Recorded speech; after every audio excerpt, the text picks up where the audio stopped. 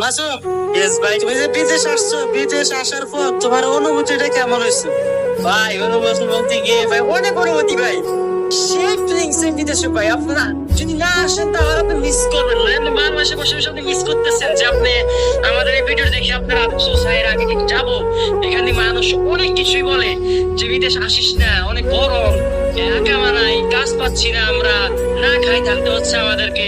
তাহলে তাহলে আপনি এটা ভুল ধারণা। ওনারা চাচ্ছে যে আপনি বিদেশ আসেন না, ওনারা চাচ্ছে যে আপনি মানে প্রতিষ্ঠিত মানে হইতে যদি না পারেন, সেই কারণে ওনারা মানে এত যদি কষ্ট হতো তাহলে ওনারা কিভাবে থাকবে বিদেশে, বোঝেন নাই? নতুন যারা আসতেছে তারা তো ভয় পাইছে, তারা বিদেশে আসলে কি করবে, কাজ ঠিক মতো থাকে না, তাদের দিকে কিছু আসলে ভাই এগুলা হচ্ছে কি মানে ভুয়া কথা। আপনি আপনার নিজের সিদ্ধান্ত নিয়ে আপনার মানুষের কথা না শুনে আপনি রিস্ক নিয়ে আপনি নিজের সিদ্ধান্ত নিয়ে আপনি চলে আসেন, চলে এখানে কোনো সমস্যা নাই। বিদেশ যেরকম শুনতে ভালো লাগে এরকম আসতে, এখানে ঘুরতে, এমনকি কাজ করতে অনেক সুন্দর, অনেক মজা, বুঝছেন? তাই আপনারা আইসে পারেন। মানুষের কথা শুনে না, মানুষে আপনাকে মানে মানে একটা মানুষ চাইবে যে আপনারা আসেন বিদেশে, কোনো কাজ করে প্রতিষ্ঠিত হন, বুঝছেন নাই?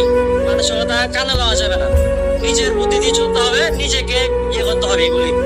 আচ্ছা, মাসুমে যেটা বলছে তারা ওর কথা শুনে আগ্রহ প্রকাশ করে আসতে পারেন বিদেশে, এসে দেখতে পারেন। কোনো রিস্ক নাই, আসতে পারেন ওনারা, আসেন আসেন।